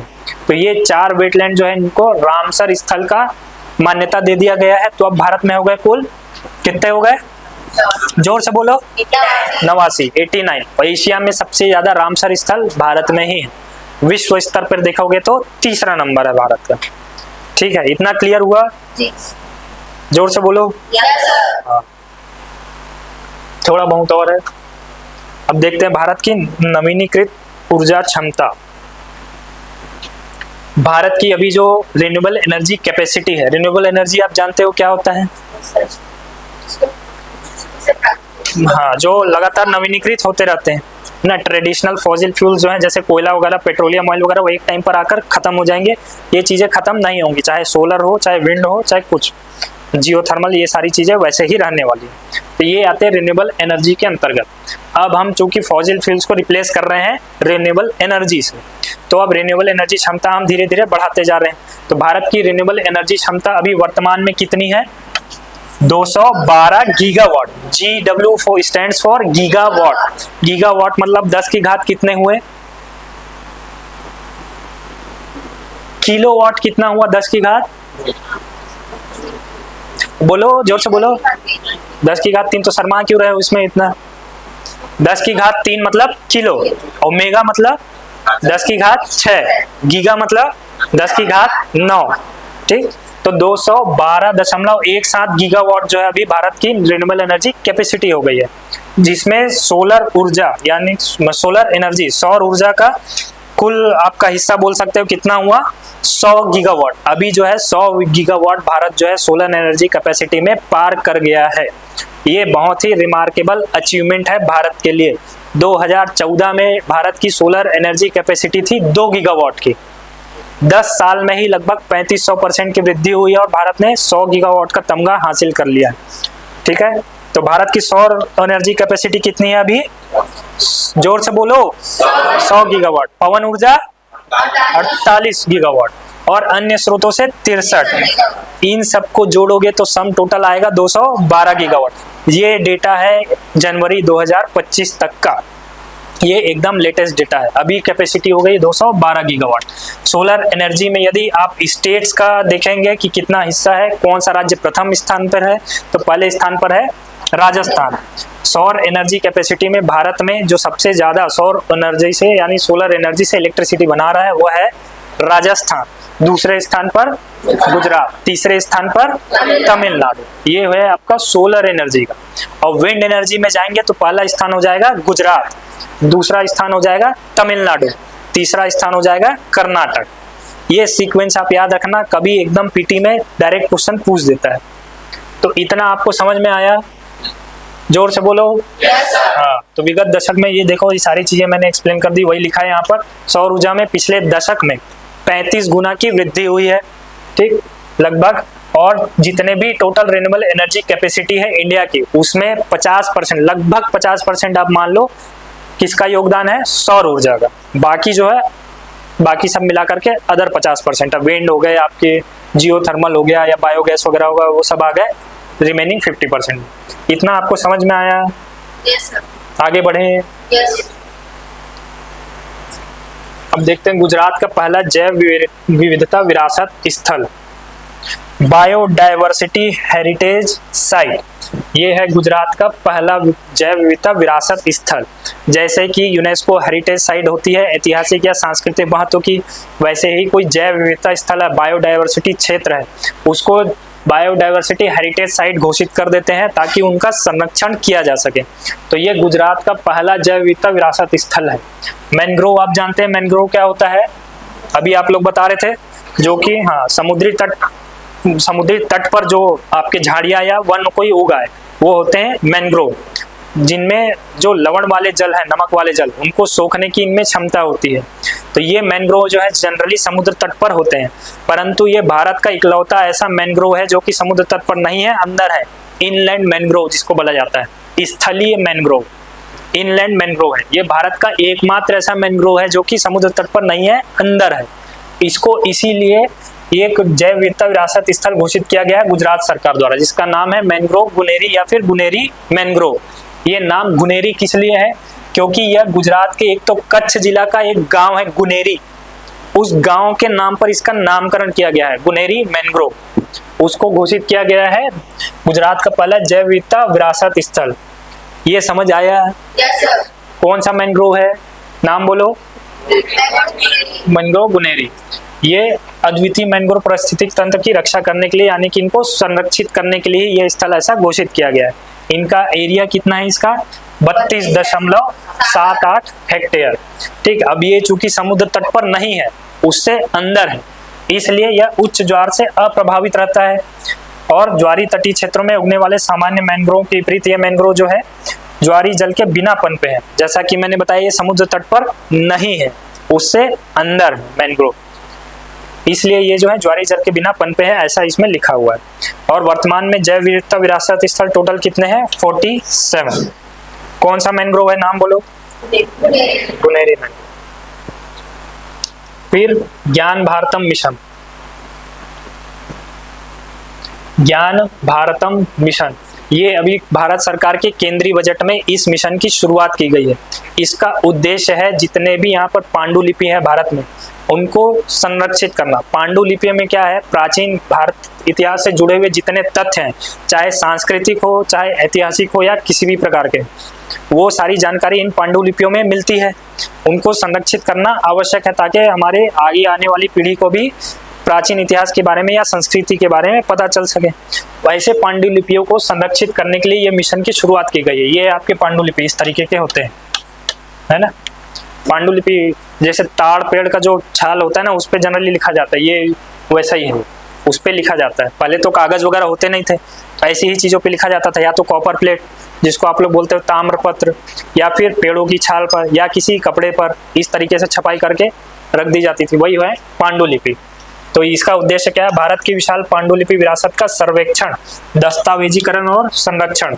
और अभी डिजिटल भारत बहुत ज़्यादा प्रोग्रेस में है, तो इनको डिजिटली भी संरक्षित किया जाएगा, स्कैन करके एक डेटा मेंटेन किया जाएगा इस मिशन के तहत। अब पांडुलिपि क्या होती है, वो चीज़ यहीं लिखा है, कागज, वृक्ष की छाल, ताड़ के पत्ते, धातु या ऐसे किसी भी चीज़ पर लिखी गई 75 वर्ष से पुरानी हस्तलिखित रचनाएं, ये होती हैं आपकी पांडुलिपि। इन्हीं को संरक्षित करने के लिए लाया गया है ज्ञान भारतम मिशन। इससे ऐतिहासिक मूल्यों का इसका महत्व क्या है, ये सारे इसके महत्व है कि संरक्षण होगा, आगे आने वाली पीढ़ी को प्राचीन इतिहास के बारे में जानकारी मिलेगी, ये सारे इसके महत्व है। ये ठीक है, इतना समझ में आया। आगे बढ़ें। भारत में लगभग 5 मिलियन पांडुलिपियां हैं। मिलियन का मतलब कितना हुआ, ये 5 मिलियन मतलब 50 लाख। भारत में सबसे ज़्यादा, क्योंकि भारत का इतिहास बहुत प्राचीन रहा है। प्राचीन समय में यदि आप इतिहास में पढ़े होंगे तो 4 सभ्यताएं ही विद्यमान थी। कौन कौन सी थी, एक तो इंडियन हो गई, फिर और मिस्र की हो गई, फिर और चीन की हो गई, और एक और मेसोपोटामिया सिविलाइजेशन। ये 4 सिविलाइजेशन ही थी। ठीक, तो भारत का इतिहास चूंकि बहुत लंबा है, इसलिए 5 मिलियन पांडुलिपि सबसे ज़्यादा जो है, विश्व में सबसे ज़्यादा पांडुलिपि भारत में ही विद्यमान। ठीक, अब देखते हैं पॉलिसी दर आरबीआई की। अभी आरबीआई ने अपने पॉलिसी रेट्स में कुछ चेंजेस किए हैं। केवल ये जो आपका रेपो दर है उसमें 0.25% कटौती की है। ठीक, ये बैंक रेट, रेपो रेट, ये सब आप लोग समझते हैं, पढ़े हैं। ठीक है, तो इसका बैकग्राउंड मुझे बताने की जरूरत मतलब नहीं है। ठीक, तो आप ये डेटा याद रखना भाई, ये लेटेस्ट है। ये फ्रीक्वेंटली बहुत ज़्यादा तुरंत ये चेंज नहीं करते हैं, थोड़ा लंबे समय तक ये स्टेबल रहते हैं। अभी इन्होंने चेंज किया है 0.25% से। तो अब रेपो दर कितना हो गया, बोलते जाओ एक एक करके। रेपो दर 2.5, reverse repo rate 3.5%, bank rate 6.50, नकद आरक्षित अनुपात यानी कि CRR, कैश रिजर्व रेशियो कितना हुआ 4%, स्थायी जमा सुविधा SDF दर कितना 6.0%, 6%। ठीक है, फिर सीमांत स्थायी सुविधा यानी कि MSF, मार्जिनल जो भी है SF दर कितना है 6.50%। वैधानिक तरलता अनुपात ये कितना है, SLR रेशियो 18%। जोर से बोलो, सबका आवाज नहीं आ रहा है, एक एक करके बोलते जाओ। Repo rate, reverse repo rate, bank rate, CRR ratio, SLR ratio, SLR, SDF नहीं, SLR 18%, SDF, MSF 6.50%। ठीक है, तो ये डेटा आप याद रखना। और जल जीवन मिशन, जिसके अंतर्गत सभी भारतीयों को पेयजल उपलब्ध कराया जा रहा है, ये इस मिशन को किस अवधि तक बढ़ा दिया गया है, वर्ष 2028 तक। और अभी केंद्रीय बजट में एक नया बोर्ड स्थापित करने की घोषणा की गई है, मखाना बोर्ड। मखाना कौन खाता है, या मखाना जानते हो? हाँ, मखाना को अभी सुपर फूड की मतलब संज्ञा दी जा रही है, सुपर फूड है ये बोला जा रहा है। ऐसे ही मखाना बोर्ड की तरफ पिछले साल एक और नया बोर्ड लाया गया, कौन सा था वो, हल्दी बोर्ड। ठीक है, तो अब मखाना बोर्ड का शुरुआत किया गया। फिर बीमा क्षेत्र में प्रत्यक्ष निवेश विदेशी निवेश FDI दर 74% से बढ़ाकर कितना कर दिया गया है, 100%, 100%। इतना समझ आया? Yes sir. ठीक, अगला देखते हैं अपॉइंटमेंट्स। कुछ इंपॉर्टेंट अपॉइंटमेंट्स हुए हैं, ये एक एक करके देख लेते हैं। दिल्ली की चौथी महिला मुख्यमंत्री कौन बनी है? रेखा गुप्ता। वैसे दिल्ली की ये 9वीं है, पर महिला मुख्यमंत्री में क्रम इनका है चौथा। बाकी 3 कौन कौन है? सुषमा स्वराज, शीला दीक्षित, फिर आतिशी मार्लेना जो अभी बनी थी, उसके बाद ये रेखा गुप्ता। मुख्य चुनाव आयुक्त चीफ इलेक्शन कमिश्नर के रूप में नियुक्त कौन हुए हैं? ज्ञानेश कुमार। इनका क्रम कौन सा है? 26वां। फिर सेबी के नए अध्यक्ष नियुक्त हुए हैं तोहिन कांता पांडे। सेबी का फुल फॉर्म क्या होता है, किसी को मालूम है? SEBI। सेबी का full form security exchange board of India, ये सेबी का फुल फॉर्म है। फिर प्रधानमंत्री मोदी के प्रधान सचिव नियुक्त किए गए हैं कौन? शक्तिकांत दास। ये RBI के पूर्व गवर्नर। यदि इनका टेन्योर देखा जाए तो सर्वाधिक लंबे समय तक रहने वाले गवर्नर में इनका क्रम आता है दूसरा। ठीक। और ये प्रधान सचिव 2 क्यों लिखा है? क्योंकि अभी एक और प्रधान सचिव प्रधानमंत्री के ऑलरेडी अपॉइंटेड हैं, जिनका नाम है PK मिश्रा, और ये दूसरे सचिव नियुक्त किए गए हैं प्रधानमंत्री को, शक्तिकांत दास। फिर नागरिक उड्डयन सुरक्षा ब्यूरो के नए महानिदेशक नियुक्त किए गए हैं राजेश निर्वाण। ये इतना क्लियर है? हाँ, चलो एक एक करके बोलो। दिल्ली की चौथी महिला मुख्यमंत्री Rekha Gupta. Chief election commissioner नए, क्रम कौन सा? 26वां। सेबी के नए अध्यक्ष पांडे। प्रधानमंत्री मोदी के प्रधान सचिव शक्तिकांत दास। और नागरिक उड्डयन सुरक्षा के DG महानिदेशक राजेश निर्वाण। अब लास्ट आ गया है पंचायती राज डिवोल्यूशन इंडेक्स। देखते हैं। पिछली बार हमने देखा था फिजिकल हेल्थ इंडेक्स देखे थे हमने, है ना? फिजिकल हेल्थ इंडेक्स देखे थे। राजकोषीय स्वास्थ्य सूचकांक छत्तीसगढ़ का कौन सा नंबर था उसमें, याद है कुछ? हाँ, दूसरा। पहला कौन था? पहला पड़ोसी राज्य ओडिशा, दूसरा छत्तीसगढ़। ये एक नया सूचकांक जारी किया गया है पंचायती राज मंत्रालय द्वारा, जिसका नाम है पंचायती राज डिवोल्यूशन इंडेक्स। यह राज्य और अच्छा, ये डिवोल्यूशन का मतलब क्या है? डिवोल्यूशन का मतलब होता है विकेंद्रीकरण, यानी कि सरकार, राज्य सरकार के द्वारा पंचायतों का कितना विकेंद्रीकरण किया गया है शक्तियों के मामले में, उसका ये मापता है। उसके बारे में, उसकी प्रगति के बारे में ये जानकारी प्रदान करता है। तो इस इंडेक्स में कुल 31 राज्य और यूटीज को शामिल किया गया था। 28 राज्य हैं, 8 यूटी हैं, टोटल मिलाकर हो जाएंगे 36, परंतु इसमें शामिल थे कुल 31। इसमें कौन कौन से राज्य शामिल नहीं? मेघालय, मिजोरम, नागालैंड और चंडीगढ़ और दिल्ली की यूनियन टेरिटरी इसमें शामिल नहीं थी। इन 5 को छोड़कर के बाकी 31 राज्यों को इसमें शामिल किया गया था। और इसमें नमूना लिया गया 172 पंचायतों से, जो कि 68 जिलों से शामिल किए गए थे। हर एक पंचायत में जा करके डेटा नहीं लिया जा सकता, तो इन्होंने सर्वे किया और उसी को एक लार्ज स्केल पर बढ़ा करके इंटरप्रेट करके ये इंडेक्स इन्होंने तैयार किया। जैसे कि हमने पिछले बार छत्तीसगढ़ वाले में देखा था कि आपके स्कूल में 5 सब्जेक्ट हुए, सबके अलग अलग नंबर हुए, सबको एक कंबाइन करके एक परसेंटेज निकाला गया, उसके आधार पर रैंक तैयार होती है। वैसे ही इसमें 6 आयाम थे, उसमें हमने देखे थे 5 थे, इसमें है 6 आयाम। 6 आयाम में अलग अलग हर राज्य को नंबर दिए गए। इन सभी नंबर को कंबाइन करके एक एग्रीगेट स्कोर निकाला गया और उस स्कोर के आधार पर एक रैंक तैयार किया गया। यही है पंचायती राज डिवोल्यूशन इंडेक्स। इनमें 6 आयाम कौन कौन से थे? एक तो है ढांचा, कॉन्स्टिट्यूशनल फ्रेमवर्क, जैसे जिला पंचायत, उसके नीचे जनपद पंचायत, उसके नीचे ग्राम पंचायत। ये फ्रेमवर्क के आधार पर किस तरीके से काम कर रहे हैं, इसका मापन इसमें किया गया। दूसरा हो गया कार्य, पंचायत कितने अच्छे से वहाँ पर काम कर रहे हैं, अपने क्षेत्र में कितने बढ़िया तरीके से काम कर रहे हैं, कितना इफेक्टिव इनका काम है। ये नहीं हो कि 2 साल का प्रोजेक्ट और 20 साल लगा रहे हैं। ये सारी चीज़ों का आकलन इसमें किया गया। फिर तीसरा आया वित्त, फाइनेंस, स्टेट से कितना फंड इनको अवेलेबल हो रहा है, ये कितनी खर्च कर रहे हैं, कहाँ पर खर्च कर रहे हैं, क्वालिटेटिव है या क्वांटिटेटिव है, ये सारी चीज़ों का आकलन इस वित्त में किया गया। फिर कार्यकर्ता यानी कि वर्क फोर्स, फंक्शनरीज, पंचायत से जुड़े जितने सदस्य हैं उनका काम कैसा है, इफेक्टिव है या नॉन इफेक्टिव है। यदि पंचायत में कोई पंच बन गया है, वह आपकी शिकायत सुन रहा है, नहीं सुन रहा है, उसका निराकरण हो रहा है या नहीं हो रहा है, ये सारी चीज़ें जो है इसके अंदर मापी गई। जैसे कि अभी आपने एक न्यूज़ सुनी होगी, कवर्धा के पंडरिया में, है ना, 5 वर्ल्ड पंच, महिला पंच निर्वाचित हुए और जाकर शपथ कौन ले रहे हैं उनके? हाँ, आप लोग ये हरकत नहीं करना, ठीक है ना, आप लोग ऐसा करने देना, ठीक। तो ये चीज़ें जो है इस चीज़ में आकलन किया गया। फिर क्षमता निर्माण यानी कि कैपेसिटी बिल्डिंग। अब ग्राम पंचायत के या पंचायत के जितने सदस्य हैं उनको ऑफिशियल्स द्वारा गाइड किया जाता है कि इस तरीके से ये प्रोसीजर है, इस तरीके से काम करना है।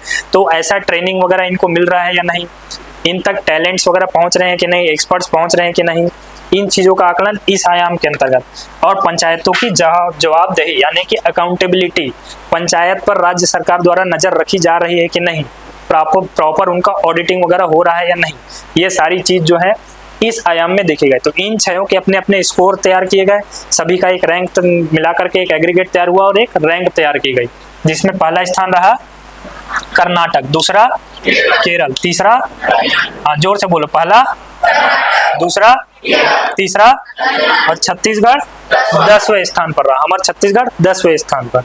ठीक है, ये इतना चीज क्लियर हुई आपको? हाँ, जोर से बोलो। हाँ, फिर लास्ट में देखते हैं अंतरराष्ट्रीय कुछ सूचकांक है, इसके बारे में भी आप समझ लो थोड़ा। एक है जलवायु जोखिम सूचकांक, क्लाइमेट रिस्क इंडेक्स। जलवायु परिवर्तन से जिस प्रकार के तूफान, हरिकेन्स वगैरह आ रहे हैं, उससे कौन सा देश कितना प्रभावित हो रहा है, कितना अधिक प्रभावित हो रहा है, उस चीज का आकलन इसमें किया गया। तो अंतरराष्ट्रीय स्तर पर एक रैंक डिसाइड की जाती है, कौन सा जो देश सबसे ज्यादा प्रभावित होगा वो होगा पहले स्थान पर, दूसरे स्थान पर जो दूसरा सबसे प्रभावित होगा, ऐसे करके एक रैंक डिसाइड की गई, जिसमें भारत का स्थान रहा 6वां। पहले स्थान पर रहा डोमिनिका रिपब्लिक, जो वेस्ट इंडीज आप नाम सुनते होंगे ना, तो वेस्ट इंडीज के पास ही एक छोटा सा आइलैंड कंट्री है डोमिनिका रिपब्लिक, उसका स्थान रहा पहला। दूसरा स्थान रहा चीन, तीसरा रहा होंडुरास का। भारत का कौन सा स्थान था? 6वां। और ये जो रैंक जारी की जाती है, ये जारी की जाती है जर्मन वॉच के द्वारा। एक जर्मनी में एक एनजीओ है जर्मन वॉच, उसके द्वारा ही ये रैंक जारी की जाती है। फिर अगला है आपका लॉजिस्टिक परफॉर्मेंस इंडेक्स। लॉजिस्टिक्स क्या होता है आपको पता है? Transportation and storage of goods, माल ढुलाई हो रही है, जो शिपमेंट्स हो रही है, हाँ, जो माल ढुलाई वगैरह होती है ना, कहीं से आप सामान ला रहे हैं, रख रहे हैं और कस्टमर तक पहुंचा रहे हैं, वो होता है आपका लॉजिस्टिक्स। जो आप तैयार किए वहां से जब तक कस्टमर के हाथ तक नहीं पहुंच जाता है, उसको बोला जाता है लॉजिस्टिक्स। वो लॉजिस्टिक चेन के अंतर्गत आता है। तो ऐसा लॉजिस्टिक परफॉर्मेंस इंडेक्स में भारत का कौन सा स्थान रहा, ये बताता है ये रैंक। इंटरनेशनल लेवल पे जो ट्रेड होता है, व्यापार, उसमें भी कुछ सामान डिमांड भारत की तरफ से होगा और कुछ विदेशों की तरफ से होगा भारत से। यानी भारत से कोई कुछ सामान मंगाएगा और कभी होगा भारत कुछ सामान मंगाएगा। ठीक है, तो ये जो ट्रांसपोर्टेशन ऑफ गुड्स है, मतलब भारत की तरफ से जो सामान जा रहे हैं वो किस लेवल के हैं, उनकी पैकेजिंग कैसे हो रही है, उनकी डिलीवरी टाइम पे हो रही है या नहीं, और जब डिलीवरी हो गई तब उनका स्टेटस कैसा है, मतलब टूटे फूटे तो नहीं है, प्रॉपर जैसा मंगाया गया वैसा है कि नहीं, ये सारी चीज़ें लॉजिस्टिक्स चेन में आती है। तो इसकी रैंक जारी की गई लॉजिस्टिक परफॉर्मेंस इंडेक्स के अंतर्गत, और ये जारी करता है विश्व बैंक। इसमें भारत का स्थान रहा 38वां। पहले स्थान पर रहा सिंगापुर, दूसरे स्थान पर रहा फिनलैंड। ये सारे विकसित देश हैं, इनका लॉजिस्टिक चेन जो है वो स्ट्रांग ही रहेगा, मजबूत ही रहेगा। फिर तीसरा है करप्शन परसेप्शन इंडेक्स, भ्रष्टाचार बोध सूचकांक। सरकारी स्तर पर भ्रष्टाचार का कैसा जो आकलन है वो इसमें दिया गया है, यानी कि सरकारी गवर्नमेंट क्षेत्र में जितने भी आपके सरकारी क्षेत्र हैं उसमें किस स्तर का भ्रष्टाचार व्याप्त है, इसका मापन इस इंडेक्स के अंतर्गत किया जाता है। तो एक इंटरनेशनल लेवल पे ट्रांसपेरेंसी इंटरनेशनल द्वारा ये जो रैंक जारी की जाती है, इसमें भारत का स्थान कौन सा रहा? जोर से बोलो। 96। पहले स्थान पर रहा डेनमार्क, दूसरे पर रहा फिनलैंड, तीसरे पर रहा। यानी इन क्षेत्रों में करप्शन कम है, भारत में ज्यादा है, थोड़ा ज्यादा है या बहुत ज्यादा है? बहुत ज्यादा है। आप लोग पहुंचो, फिर आप लोग कम करना, तो हम लोग रैंक में आगे बढ़ेंगे। ठीक, कम करना है बढ़ाना है? 96 का 100 मत पार करवा देना जा करके। पता चला वहीं शुरू हो गए, पढ़कर जा रहे हैं कि हाँ भ्रष्टाचार बहुत है, अब बोले बहुत है तो थोड़ा और सही अंदर। ठीक, आखिरी में देख लेते हैं अपन थोड़े बहुत वन लाइनर्स। विश्व आर्थिक मंच वर्ष 2025 की वार्षिक बैठक संपन्न हुई दावोस स्विट्जरलैंड में। ये हर साल यहीं पर होती है क्योंकि इनका हेडक्वार्टर यहीं पर है। फिर विश्व स्वास्थ्य संगठन WHO से बाहर होने की घोषणा कर दी गई है, USA और अर्जेंटीना द्वारा, दोनों के द्वारा। WHO वर्ल्ड हेल्थ ऑर्गेनाइजेशन अंतरराष्ट्रीय संस्था है, इसमें से USA और अर्जेंटीना ने अपने आप को बाहर कर लिया है। ठीक, ब्रिक्स शिखर सम्मेलन 2025 की मेजबानी कौन करेगा? ब्राजील। ब्राजील का एक शहर है रियो डी जेनेरियो, यह इस शिखर सम्मेलन का आयोजन करेगा। अभी ब्रिक्स में वर्तमान में कितने सदस्य देश हैं? आइडिया किसी को? मेंस वाले बताओ। 5 है, 7 है, 8 है, 15 है, 20 है, 25 है, कितने हैं? आप लोग का भी पार्ट 2 ही तो चल रहा है ना, पेपर 7 पार्ट 2। हाँ बताओ। अच्छा ब्रिक्स नहीं पढ़े तो भी एक आइडिया। 5 नहीं है, अभी जो वर्तमान में है इनके सदस्य देश हो गए हैं 10। 10वां सदस्य देश बना है इंडोनेशिया। ठीक, ओपेक प्लस संगठन में शामिल होने को मंजूरी दी है ब्राजील ने। ब्राजील भी इस संगठन में शामिल हो गया। ओपेक कौन से देश हैं? ओपीईसी, जो कि तेल उत्पादक देश हैं, उनका एक अपना संगठन है। एक संगठन है ओपेक और एक संगठन है ओपेक प्लस।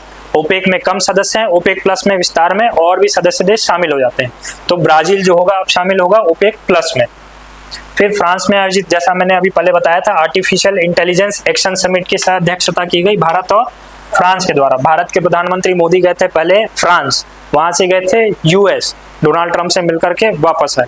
तो जब फ्रांस में गए तो यही आर्टिफिशियल इंटेलिजेंस एक्शन समिट वहां पर हुआ था, जिसकी अध्यक्षता की गई भारत और फ्रांस के द्वारा।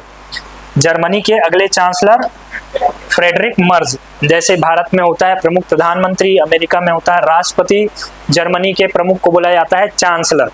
तो उसके नए चांसलर होंगे फ्रेडरिक मर्ज। यूएसए स्थित टाइम्स मैगजीन 2025 के women of the year list में भारत से शामिल एकमात्र महिला जो है, उनका नाम है पूर्णिमा देवी बर्मन। ये कहाँ से बिलोंग करती हैं? असम से। पूरे साल में जो सबसे इन्फ्लुएंशियल वुमेन पर्सनालिटी होती है, जिन्होंने सबसे अधिक प्रभावित किया, ऐसे महिलाओं की एक लिस्ट जारी करता है टाइम्स मैगजीन। उनमें इनका नाम आया है पूर्णिमा देवी बर्मन का, जो कि असम से बिलोंग करती हैं। ठीक, और फोर्ब्स की top 10 richest women in the world में भारतीय महिला का नाम है सावित्री देवी जिंदल। इनका क्रम कौन सा रहा? 7वां। यह भारत का पहला सफेद बाघ प्रजनन केंद्र कहाँ बनाया जा रहा है? रीवा क्षेत्र, मध्य प्रदेश। White tiger. 139 कलाकारों ने 24 घंटे के डांस मैराथन के साथ वर्ल्ड रिकॉर्ड बनाया। कहाँ, कौन से स्थल पे? खजुराहो, मध्य प्रदेश। खजुराहो मंदिर जो है उसका एक और नाम क्या है? क्या बोला जाता है? उसका ओरिजिनल नाम क्या है? कंदरिया महादेव। वहीं पर यह डांस मैराथन आयोजित किया गया था। भारत में पक्षी गणना सूची में शीर्ष स्थान पर कौन सा राज्य रहा? पश्चिम बंगाल। बर्ड वहां पर सर्वे हुआ, कौन से राज्य में कितने पक्षी हैं, ये सारी चीजों की काउंटिंग की गई, तो पहले स्थान पर रहा पश्चिम बंगाल। भारत की पहली एआई यूनिवर्सिटी कहाँ स्थापित की जाएगी? महाराष्ट्र। और कौन सा राज्य अभी नक्सल मुक्त घोषित हो गया? कर्नाटक। इसकी आखिरी नक्सली जो है उसने सरेंडर कर दिया है। अब कर्नाटक जो है वो नक्सल वाला स्टेट नहीं रहा, नक्सल मुक्त राज्य हो गया है। और छत्तीसगढ़ को कौन से साल तक नक्सल मुक्त घोषित करने की घोषणा हुई है? 2026, अगले साल तक, है ना? क्या लगता है हो जाएगा? नहीं होगा? क्या कॉन्फिडेंस है? घोषित करने वालों का नहीं। हाँ चलो, अब इस राज्य में राष्ट्रपति शासन लगाया गया। कौन से राज्य में? मणिपुर। भारतीय स्टेट में, state of India, Republic of India में सबसे ज्यादा प्रेसिडेंट रूल किसी राज्य में लगा है तो वह है मणिपुर। 11वीं बार अभी प्रेसिडेंट रूल लगा है यहाँ पर। इससे कम दूसरे स्थान पर कौन सा है? UP, state of Uttar Pradesh. पहले नंबर पर मणिपुर, दूसरे पर उत्तर प्रदेश। ठीक है, तो इतना था आपका फरवरी महीने का करंट अफेयर्स।